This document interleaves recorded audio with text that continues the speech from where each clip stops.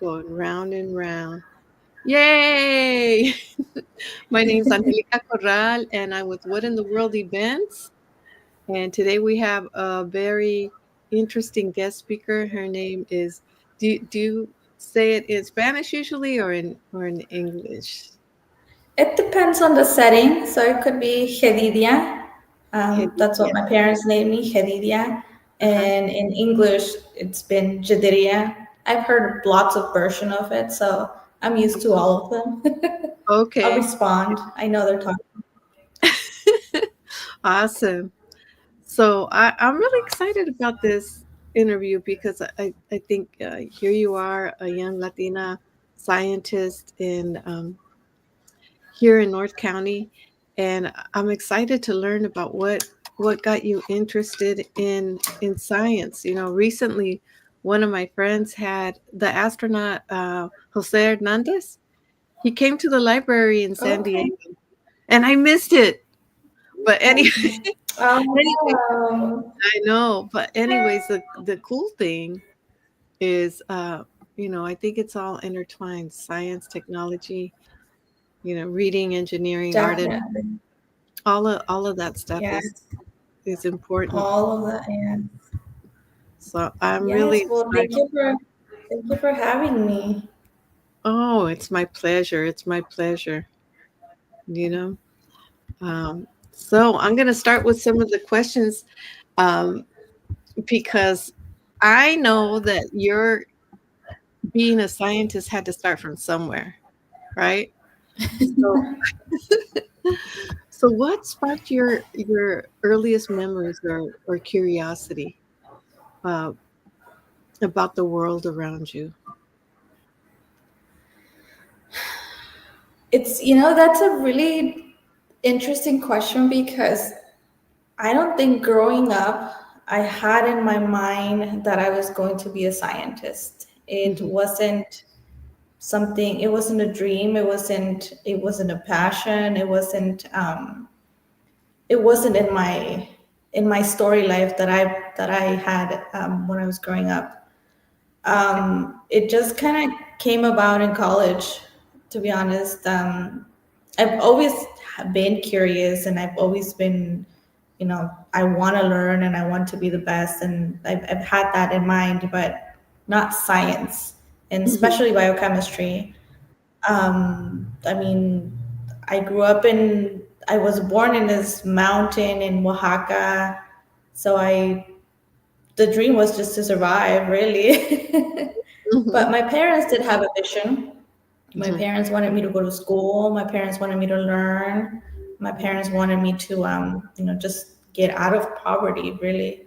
Hmm. So at the age of 6, we left the mountains and we moved to the capital of Oaxaca, and that's where I started my elementary school years. And when I was in third grade, my parents had the opportunity and we moved to the US. So I must have been like 9 years old when I arrived. And so at that point, it was just, learning English. That was the main objective. I and learned the culture too because it was different than what I was used to. So I Hmm. spent most of my middle school years learning and just trying to catch up. So in high school, I was just again catching up, and I didn't think I was going to go to college. I didn't have the budget. I didn't have the vision. I didn't know the system. Hmm. So the goal was my parents had was to graduate high school. That was it. So I was like, okay, well, I'm almost there. So in 11th grade, what I ended up doing was I left the traditional high school system and I moved into what we call remote school right now. Hmm. So it was like a hybrid program. I would just go take my test and be done with high school. That was the 12th grade, my senior year. So I didn't have a traditional senior year because, money was tight. My parents didn't have any money and I thought I could help. So I started working in 12th grade and graduated. I didn't have any college in mind. That wasn't something that was in the cards that I was given at that moment. But I was heavily involved at my local church, and I was part of this social justice group. And so I was doing, activism, get out the vote. I was doing, lobbying. I got to go to Washington to lobby about housing and immigration and rental problems. So I was out there. I was very involved. It was a lot. So when I graduated, my community asked me if I was going to go to college, and I said no, that's not in my plans. So they're like, no, you're going to college. So wow. yeah, they got together, they put a scholarship fund for me, and they sent me to college. And I started at Palomar College, actually. Wow. I didn't have any college skills, so I didn't have the map for it. So I pretty much started from scratch. Everything from the math to the English to everything that you can think of. So it took a while to get out of that, because again, I didn't know the system, so I was just kind of playing it by eye. Wow. Like, what an adventure. Yes. So at that time, around that time, I also met now my husband, and so he provided some of that vision that I needed. So one of the things that I learned from him was, the mental models that we have, and our learning abilities. Having an open mind, a learning mindset, that you can learn anything. It Yes. will just require, work and the enthusiasm to learn. And so it's like, okay. And so we talked about my strengths and what I could do. And well, back in those days, my thing was help people. And what I actually wanted to do was be a psychologist. Nice. So I was doing psychology when I met him, and he's like, have you considered science? And I was like, nope, not at all. Because I didn't think I was smart enough for it. And not that psychology isn't for smart people, but I in that time, that's what it was, that's what I had been taught, that you had to be like really smart, brilliant, genius. And so that's the other thing I learned from my husband. We have different skills, and we have different levels, knowledges. So it doesn't have, smart is not an appropriate term. So he's like, well, I have a friend who works at Palomar, and she's the head of the STEM Center. You should go talk to her. And I wanted to impress her, and her name is Mireya, and she's really awesome. And so I wanted to impress her, and I was like, So I looked up, on Google, what are some science majors, and chemistry and biology popped up. And so I couldn't decide which one I was going to choose as a major. So I said, you know what? I'm going to do biochemistry. We'll see what happens. Nice. So I saw this biomedical program that I really got excited about at UCSC.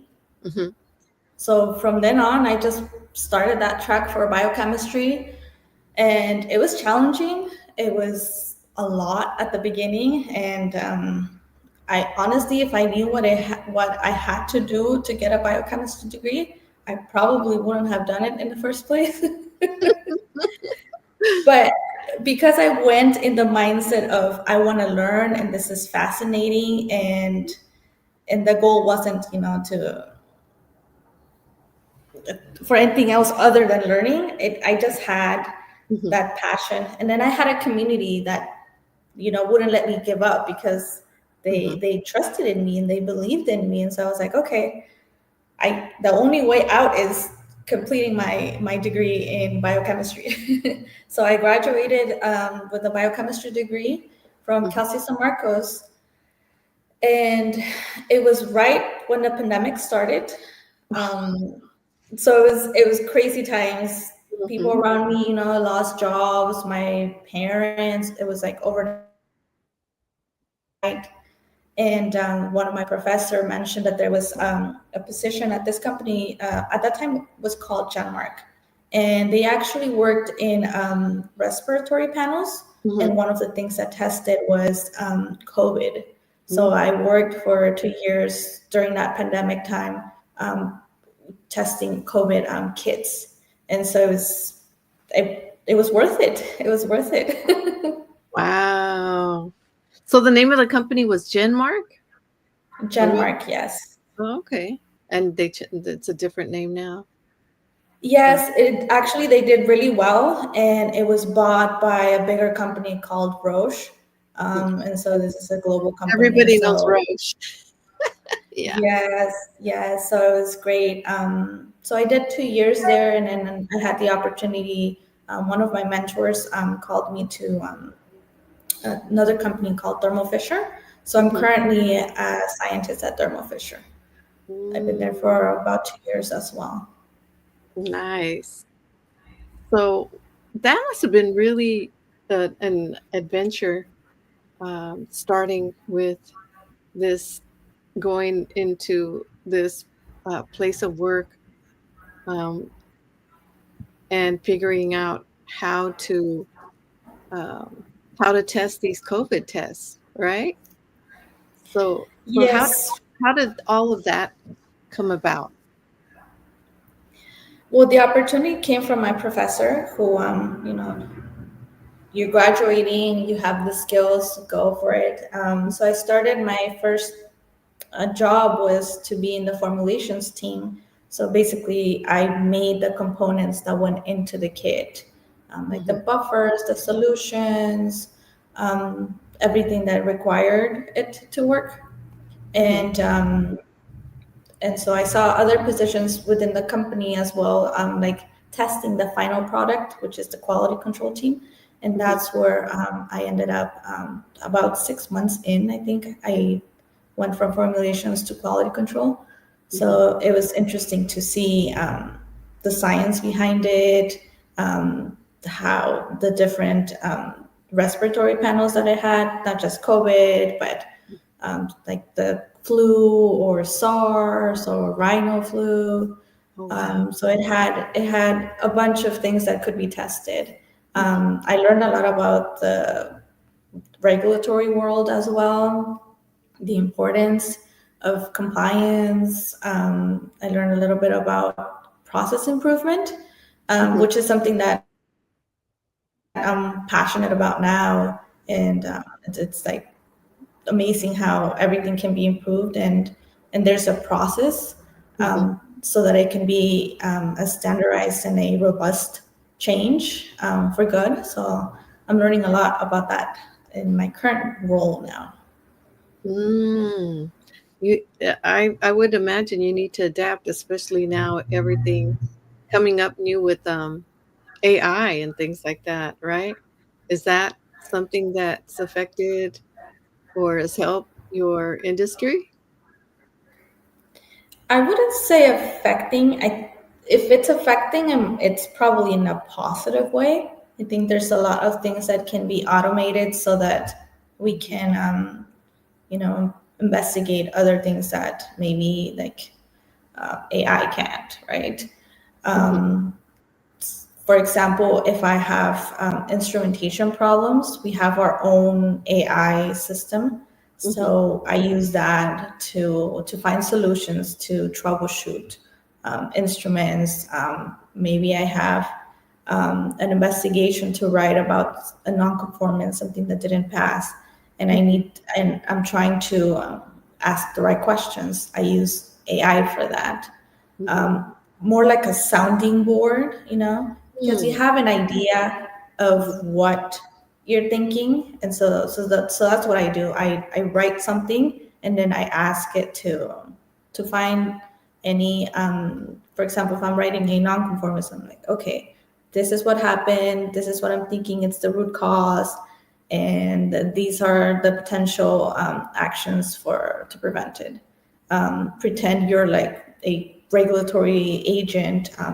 What questions would you have, mhm. or what holes do you see in this analysis? So it's my sounding board. I love that. And you give us a whole different perspective on the prompts that you need to use when, It has to do with science.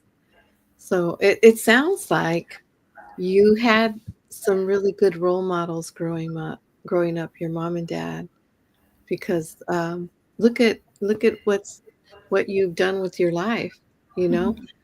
So let's talk about that. Who were your role models growing up? Role And models. even as an adult, even let's say in college, it sounds Mhm. like your husband was also a role model for you because Yes. he encouraged you a lot as well, right? Yes, he's definitely been a mentor. So I married my mentor. he's uh he's uh he's been someone that I can be honest with, Mhm, specifically in career, how I felt, and so he's really smart too. So he's able to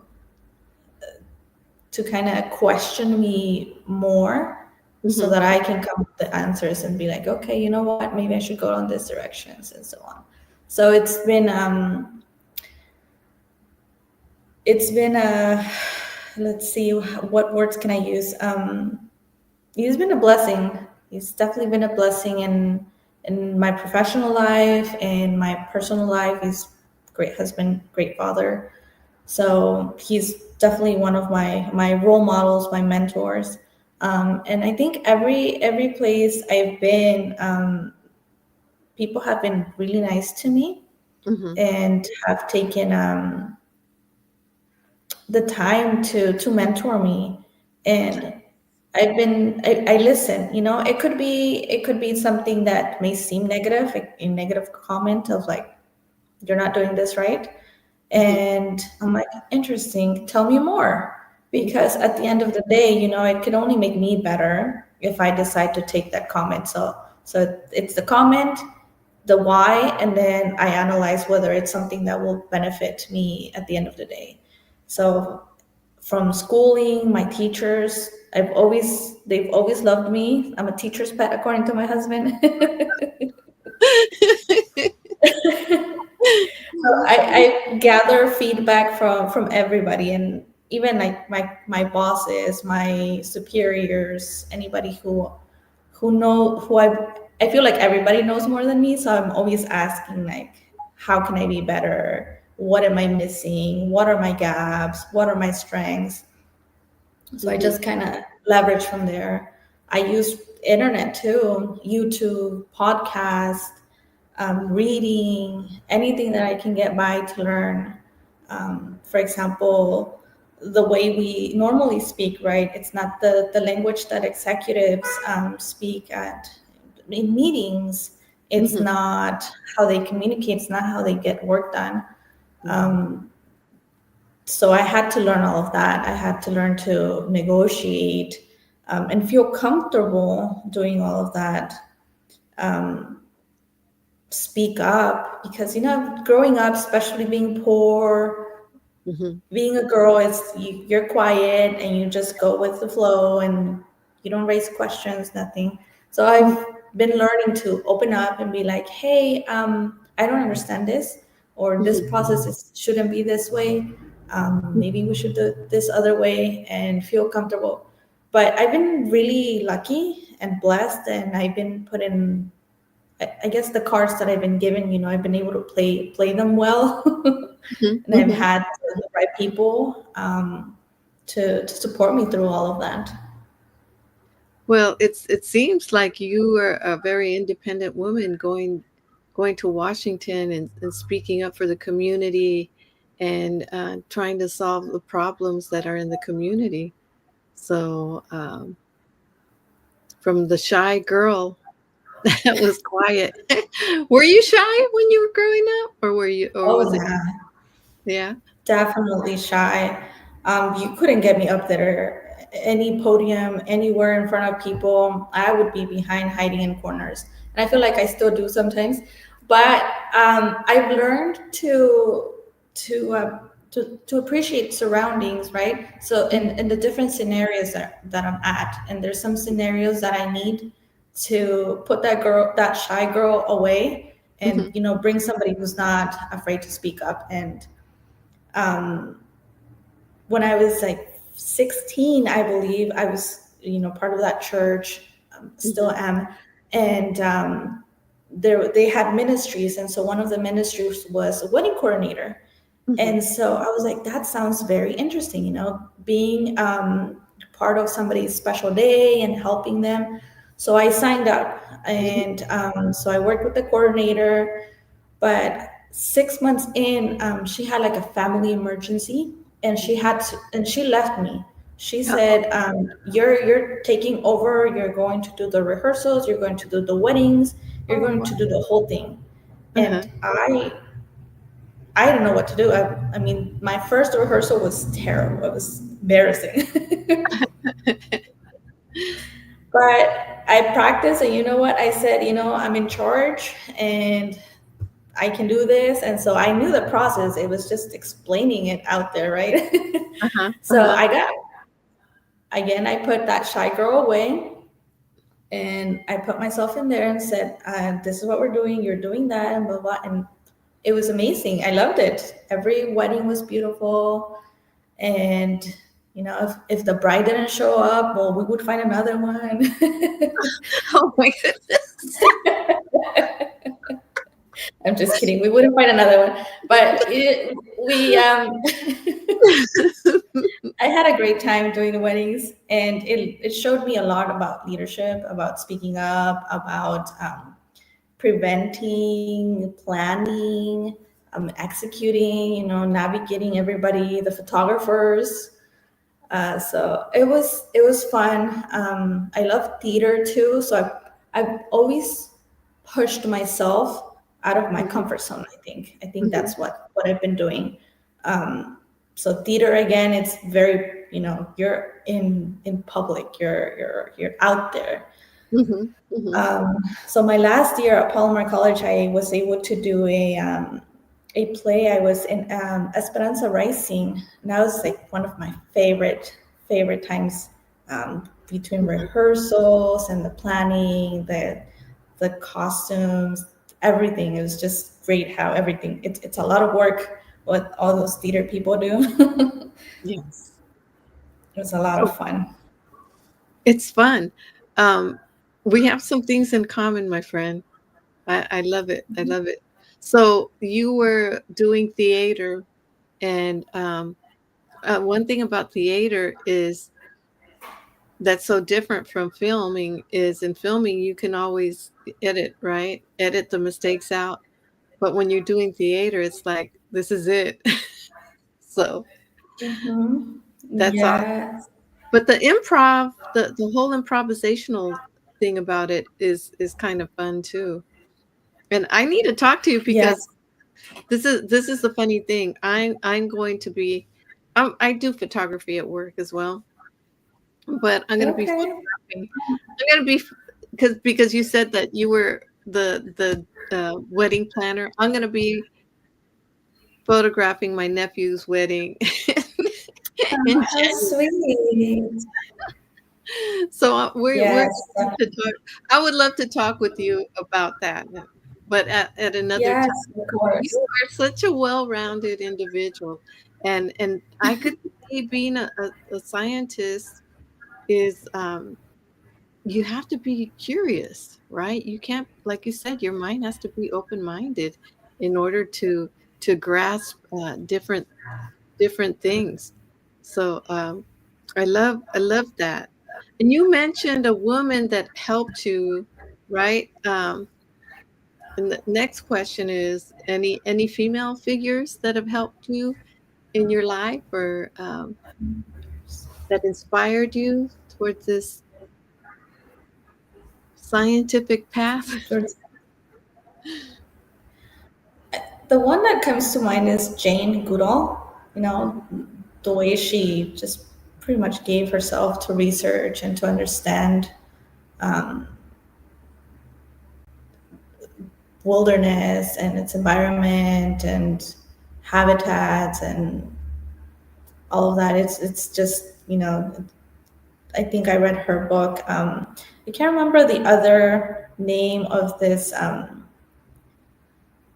scientist, but she described her world when she was becoming a scientist and how it's just chaos. And so that helped me to be like, okay, it's chaos, everything's chaos, so I'm fine. Just move on, keep going. You're not the only one, right? You can relate. You're not the only one. Yes. So I love reading like autobiographies, biographies, anything about other people's lives and how they went from like A to B and they're still working on it. So I've learned a lot about, processing and, things will go well, some things will not, and just gotta get up and continue. Mm-hmm. So I think most of my probably mental models are from books and reading and podcast and yeah, and I don't think I have at the top of my mind right now. I can't think of anyone. Okay, that's. I mean, you mentioned a few, and we have a few comments from our audience. Clement Sagga says hello, and so does L.A. Morajan. He says, "Good day, everyone." Malik Rashid says, "Always bring A+ personalities to share their wisdom." There you go, girl. Well, thank you, Malik. That's very kind comment. Appreciate that.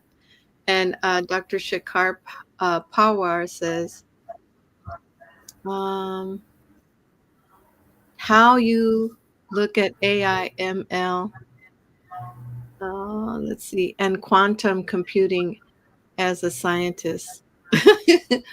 Also, I would like to know your views on rising sophisticated cyber threats. So I'm not sure if that's your field of science or if you want to comment on it or not. But maybe, that's something you could later on comment on it, if not right now, because I know you weren't Yeah. ready for the question. Harish, Harish Harsh said, Definitely not in my, what's that? definitely not in my In your what is it, scope my, of in your scope. yeah, You not in got my scope for sure. we have a different microscope. Yesterday, I had a scientist that he does electro something with the microscope, Kenny, and he works with cancer, electron microscope. Yeah. So Harish Harsh says hi, and John Peter says, learning a lot here. Thank you for sharing about your mental model. Ah, look at that. See, I'm so glad that you're here. You're making such a difference here on LinkedIn and on YouTube. So really appreciate you answering all these questions. And it's true. We have to have that mindset that we can do it, right? So we're going to go back to some questions on about your favorite subjects at school. Did you have any favorite? All of us have had favorite subjects, right? Favorite subjects, right? Hmm. Honestly, I feel like school has was just a blur to me. Hmm. But I think something that I am like a hands-on person, so anything manual, like art, I love that. Cooking, Hmm. German, learning German was my favorite thing in the world. Be Um, Gates, be Gates. I did about 2 years in 7th and 8th grade, but Hmm. because I at that time ELD was something that they wanted us to, or English to be something that we, built on. I didn't. They took me off and they put me in ELD instead of continuing German. But it's something that I still have in my mind. I would love to go to Germany and learn about the culture a little bit more and the language. Hmm. So definitely on my to-do list. Nice. So what is it that got you in that got you interested in Germany? the 2 years that I did German classes in middle school, I think it was 7th and 8th grade, maybe. That was fun. It was a difficult language, but it was It is. something that What a just required practice and required learning. challenge. There was the opportunity to go to Germany, but at that time, I mean, the money wasn't there, so Hmm. it wasn't in my something that I could do. But there's still time. I can still do it now. Absolutely. And Austria is right next to it, you know. Um, so, when you hear the polkas, then you remember the Sinaloa music, the bandas. So similar, the culture. And yeah. Yes.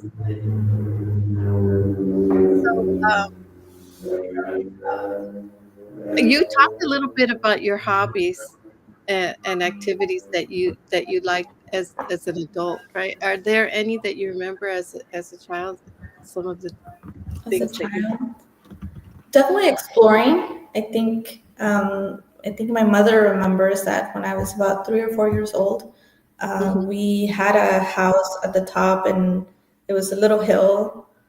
So I would pretty much run into. I guess it's like a forest that you would call it.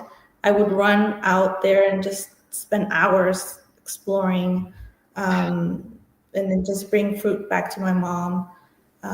When we moved to the city, I remember there was a little river or just Mhm. a stream, and I had a bunch of tadpoles. So I would collect the tadpoles, and I would have my farm of tadpoles. Those That is are just, that's a scientist in you. That's a scientist in you yeah, because were you were something.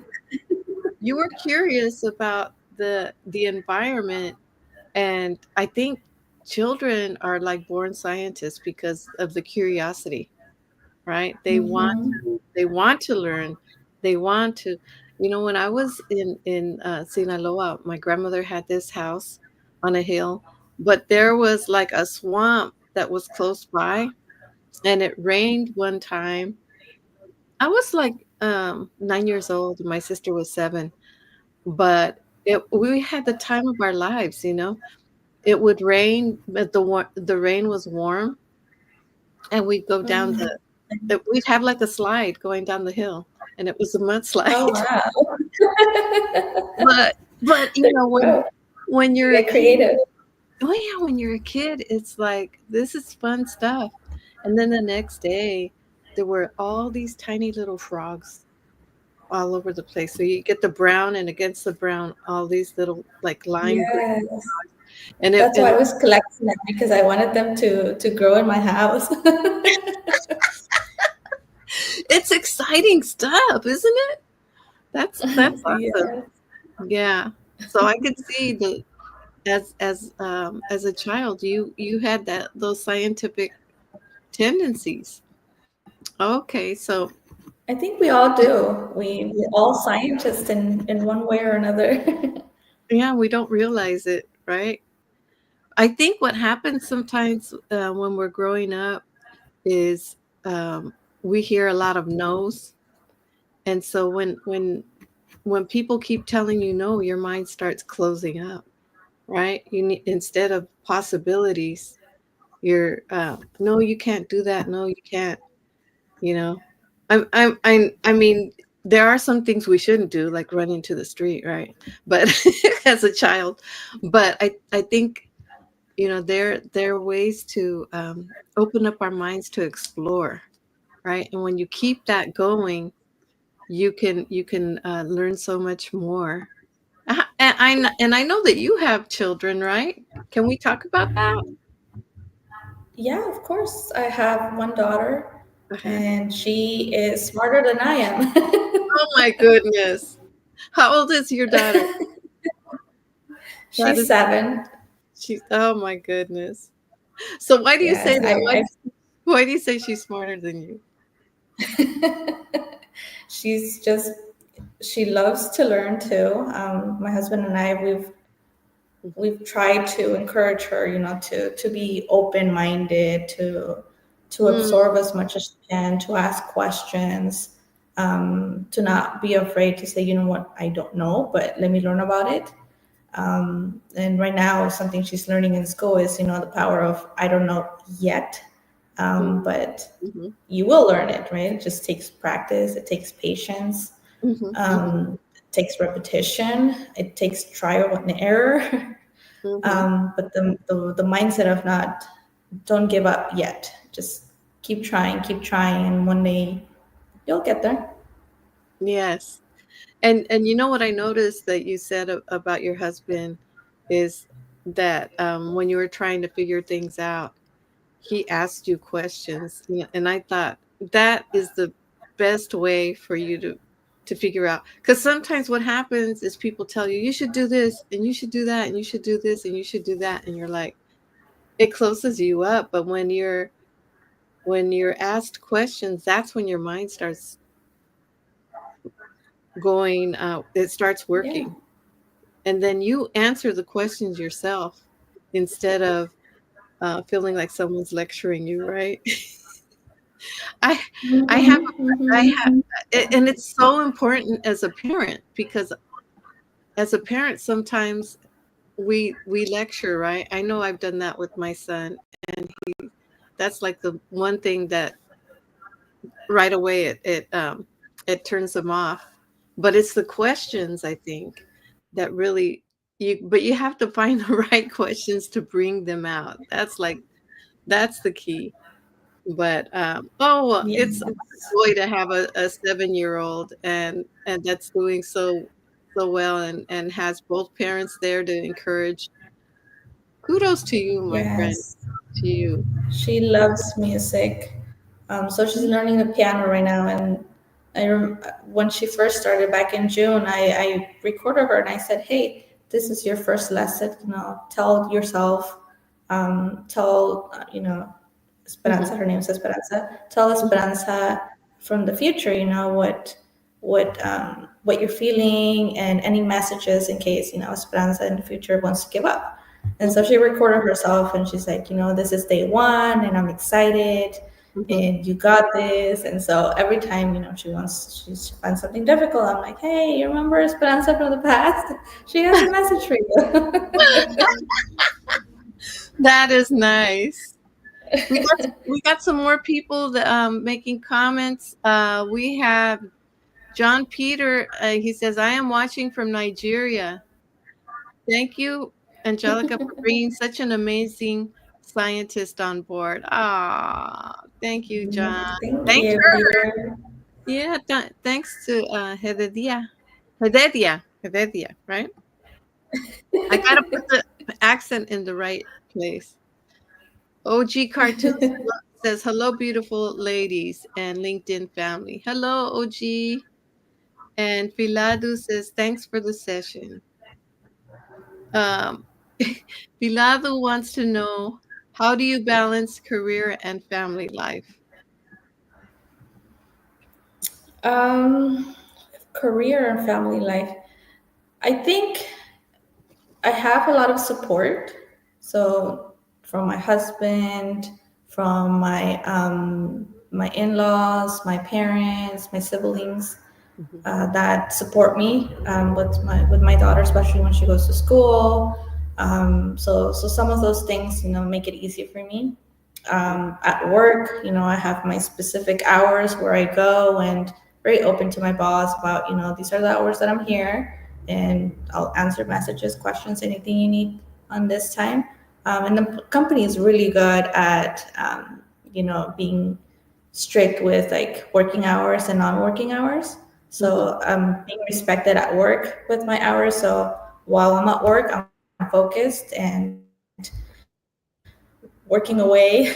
And when I'm home, I'm present and I try to, to be a mom, be a wife, be a community member.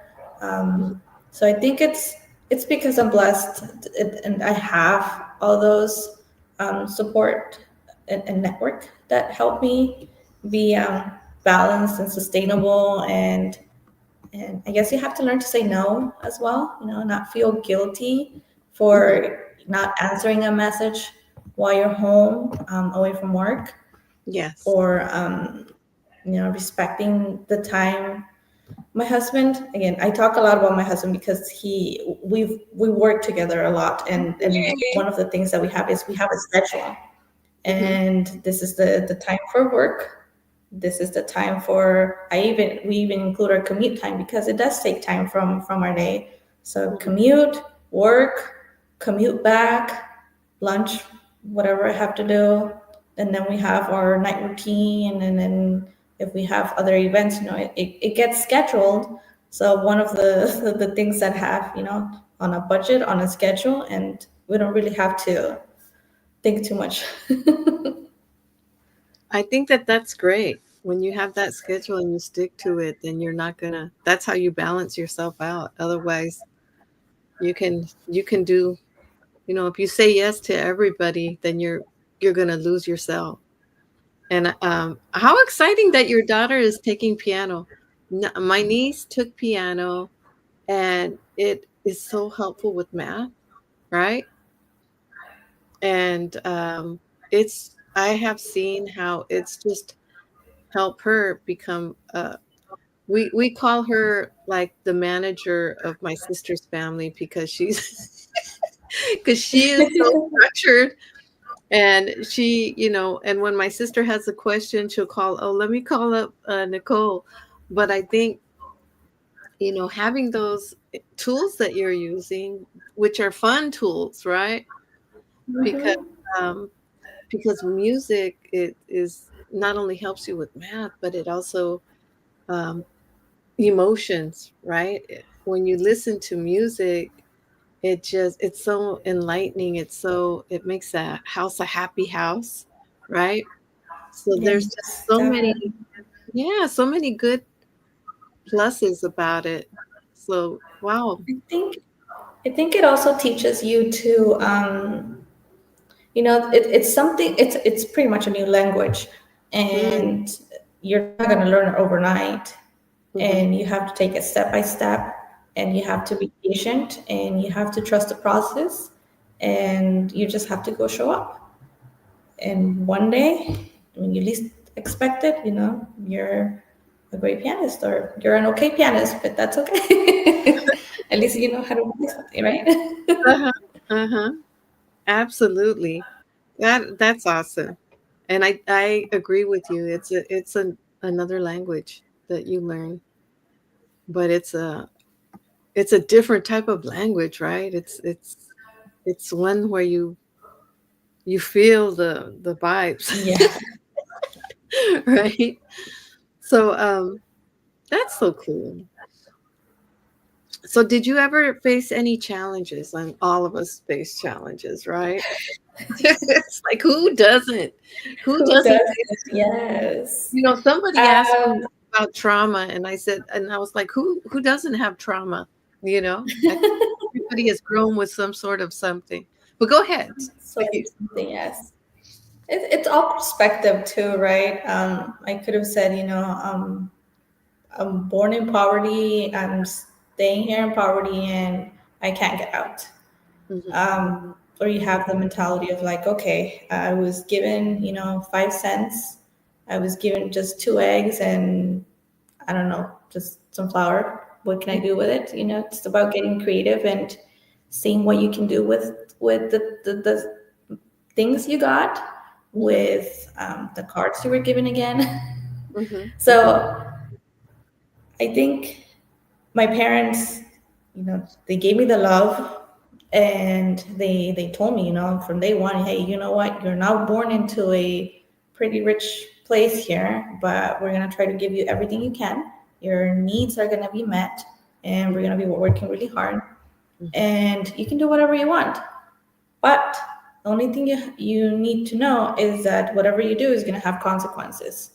So if you're going to do something dangerous, then it's probably not going to be great for you. But, there's the opportunity to work hard, to learn, to go to school, and if you take it, it'll probably lead to something good. Try it. So I guess back to the question, challenges, poverty definitely was a challenge. Not knowing the language was a challenge. Feel that feeling of not being smart enough for science. I think that's what stops a lot of people from entering. It's like it's you learn it as you go. You pick up.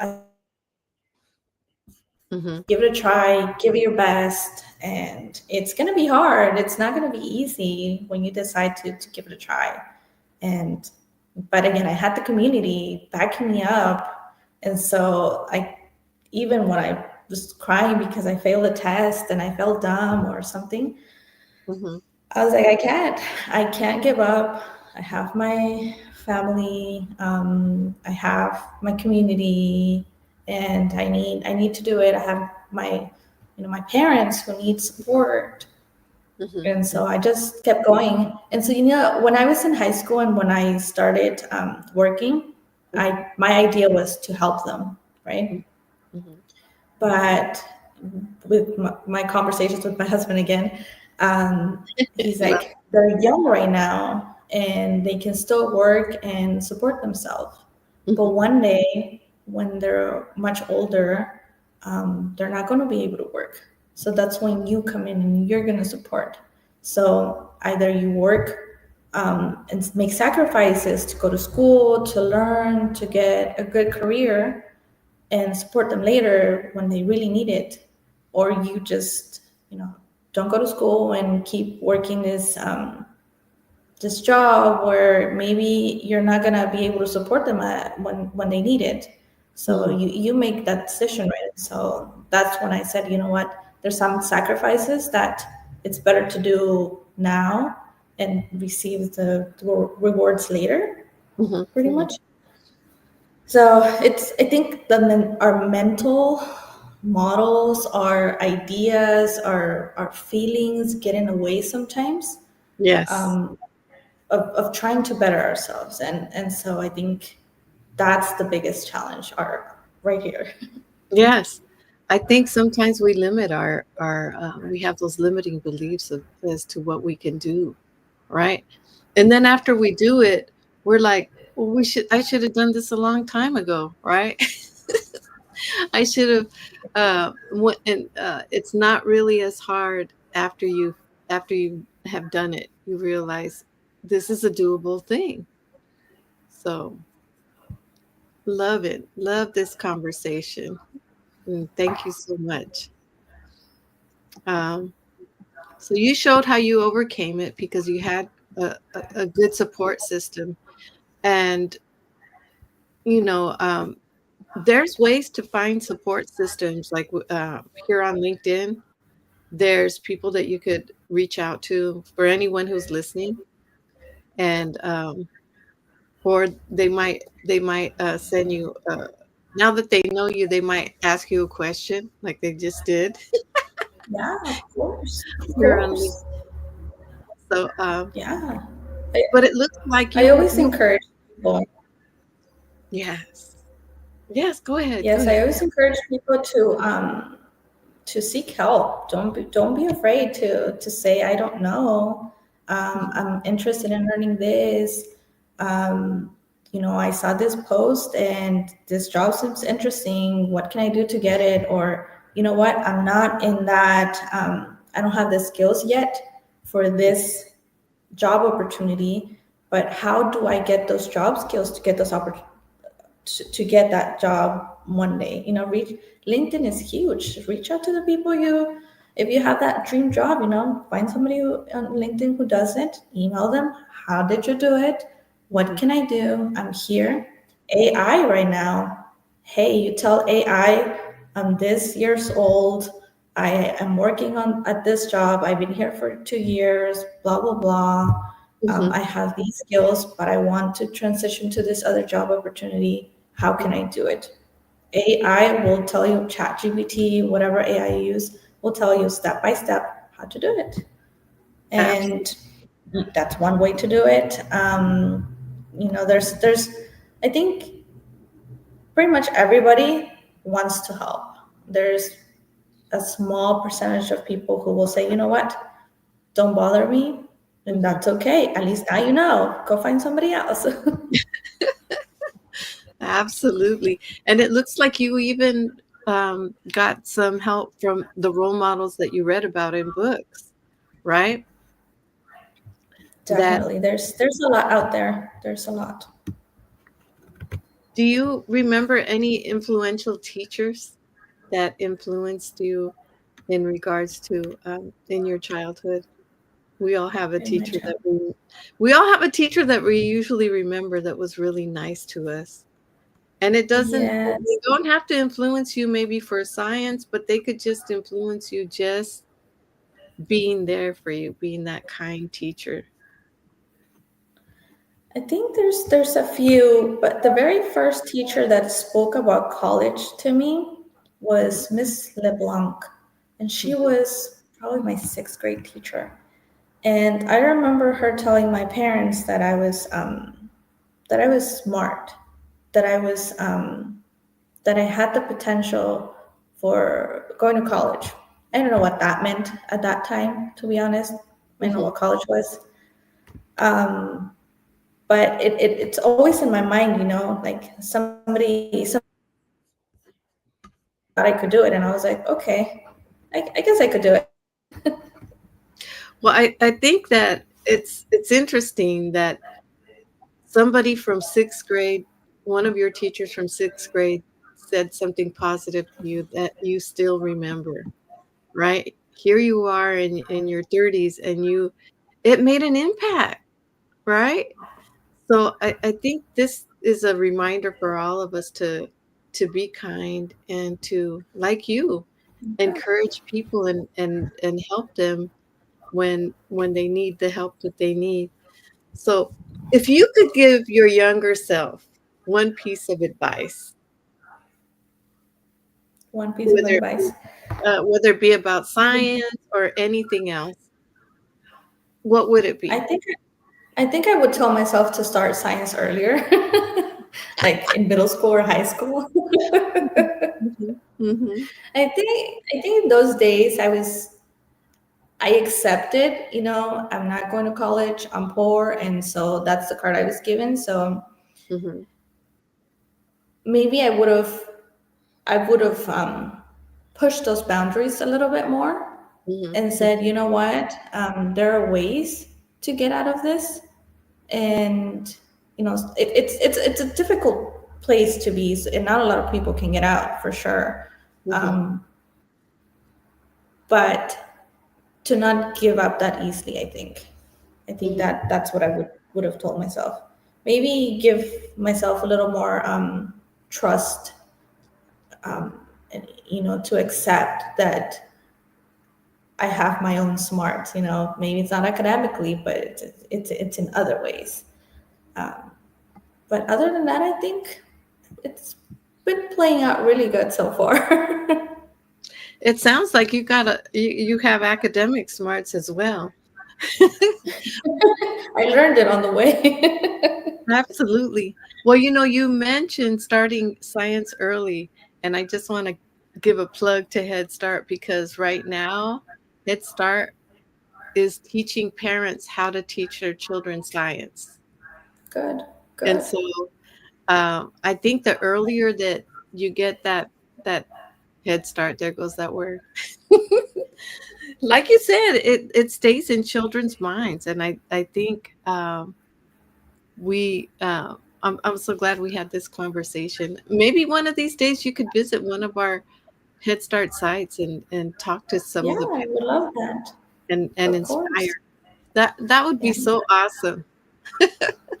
Nowadays, not only we need scientists, but we also need, everybody from plumbers to, because Uh-huh. we're a community, so we need a lot of everybody, not just scientists. So don't That's explore the true. world. Absolutely.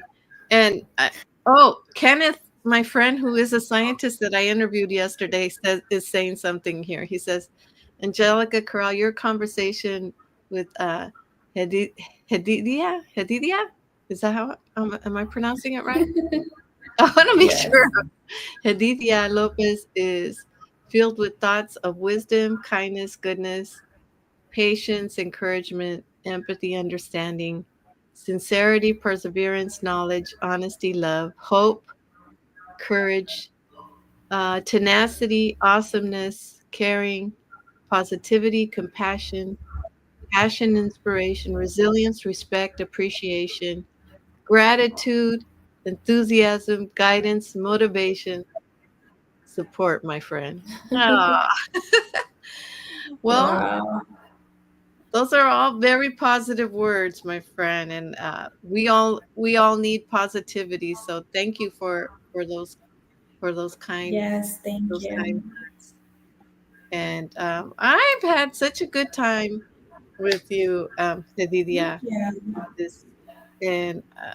you have Same here. Thank you for having me. yes, and hopefully this isn't the last time.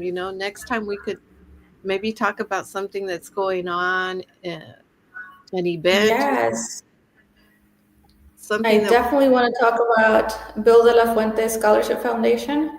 Okay, go ahead. Um, yeah, definitely want to come back and talk about the foundation and what we're doing, and the students that we're helping, and the impact we're making in trying to make in our community, and encouraging other students to go to school, to come back to their cities, and make it better. That is awesome. I'm so excited. So we definitely need to do another one. Maybe we could all we could add Bill, and you and Bill could be on the panel. That would be cool. So it looks like we're close to the end. I just wanted to say I really appreciate you and love everything you had to say today. And it was just such an encouraging, warm, thoughtful conversation full of hope for families that might be interested or people that are interested in becoming a scientist.